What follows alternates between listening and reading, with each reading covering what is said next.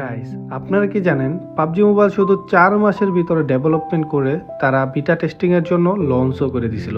কিন্তু 2021 সাল থেকে শুনে আসতেছে যে রাইট গেমস মোবাইল গেমার্সদের জন্য ভ্যালোরেন্ট মোবাইল ডেভেলপমেন্ট শুরু করে দিছে। কিন্তু তারা বলছিল খুবই তাড়াতাড়ি গ্লোবাল রিলিজ করে দিবে। কিন্তু এখন 2026 সালে এসে পড়ছে, কিন্তু গ্লোবাল রিলিজ হওয়ার কোনো ডেটই জানা যায়নি। এখনো কেন রিলিজ হলো না এবং কি কবে নাগাদ রিলিজ হবে, ওই বিষয়গুলো আজকের আমার এই ভিডিওতে তুলে ধরার ট্রাই করব। কিন্তু সাথে সাথে একটা লিক্সও এসে পড়ছে, যেটার মাধ্যমে বোঝা যাইতেছে যে গ্লোবাল ভার্সনটাও বাংলাদেশের ভিতরে খুবই তাড়াতাড়ি রিলিজ হয়ে যাইব। তো ভিডিও কোনো ধরনের স্কিপ না করে সাথেই থাকবেন। তো রড গেমস তো বহুতবার ডেভেলপমেন্ট করেছে ভ্যালোরেন্ট মোবাইল, কিন্তু কোনোভাবে তারা রিলিজ করে নাই পুরোপুরি অক্টোমেস না করে। তো আরেকটা নিউজে দেখা গেছে যে ভ্যালোরেন্ট মোবাইল চাইনা ভার্সন রিলিজ হওয়ার আগে 4 বার ক্যান্সেল হয়ে গেছিল। তো এখন যদি আমি গ্লোবাল রিলিজের কথা বলি, তাহলে 2026 সালের ভিতরে গ্লোবাল বিটা ভার্সনটা রিলিজ হয়ে যাবে। আর 99% চান্স আছে যে 2026 সালের ভিতরে গ্লোবাল ভার্সন একদম রিলিজ হয়ে যাবে। তো আমি যদি এখন ওই লিক্সের কথা বলি, কেন বাংলাদেশি গেমার্সরা ওই লিক্সটা দেখে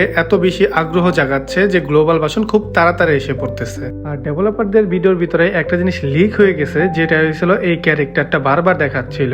তার মানে বোঝা যাচ্ছে যে বাংলাদেশের ভিতরে যখন গ্লোবাল ভার্সনটা রিলিজ হবে, ওইটার সাথে সাথে এই নতুন ক্যারেক্টারটাও ওই গ্লোবাল ভার্সনের ভিতরে এসে যাবে।